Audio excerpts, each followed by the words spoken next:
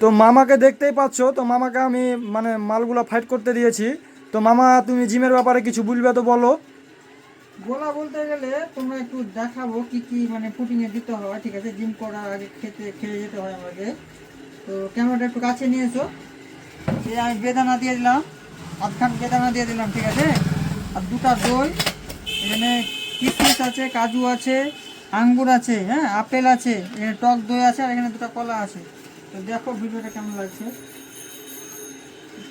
তো আমরা চলে যাবো এখন এখান থেকে খেয়ে টেয়ে, আজকে দোকান খুলিনি আমরা। তো যে আমাদের গাড়ি দেখতেই পাচ্ছ, আমরা এখানে মোটামুটি 1 ঘন্টা মতন আমরা একটা বসবো। ফাইট করা মালটা দেখাবো গাইস। তো দেখতেই পাচ্ছ গাইস, তো মামা অলরেডি মানে এটা মাখা হচ্ছে চালু করে দিয়েছে। এটা হচ্ছে টক দই, ঠিক আছে? তো আমি টক দই দিয়ে এটাকে মিশিয়ে দেবো মালটাকে।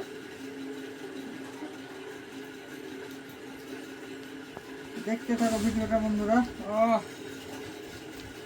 তো দেখতেই পাচ্ছ, তো এই মালগুলা যদি এই মালগুলো মামা খেতেই হবে। হ্যাঁ, হ্যাঁ, খাওয়া দাওয়া এইগুলা যেতে হবে। না খেলে বেকার। এইগুলা পুটিংয়ে নিতেই হবে তো 1 জিমের ঘন্টা। জন্য, জিম যারা করতে চাও, তো জিম যদি কেউ করো, তো মানে জিম করার 1-1.5 ঘন্টা আগে এই মালগুলো খেতে হবে।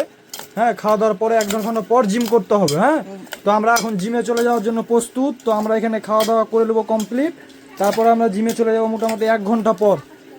1-1 ঘন্টা রেস্ট নিব, তারপরে চলে যাব।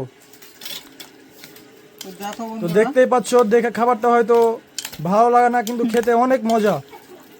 হ্যাঁ, তো এরকম ভাবেই খেতে হবে, রুলস বাই রুল। হুম। তো দেখতে পাচ্ছ বন্ধুরা, ঠিক আছে? কেমন লাগছে টেস্টটা দেখি।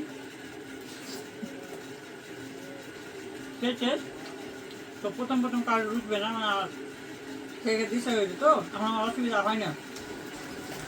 তো এটা খেলে অবশ্যই মানে প্রোটিনের ভালো, শক্তি পাওয়া যাবে। আর যেহেতু কোনো খাবার তো চিড়ে ভাড়া খাওয়া যাবে না, তার জন্য এই প্রোটিনটা আমি নিলাম।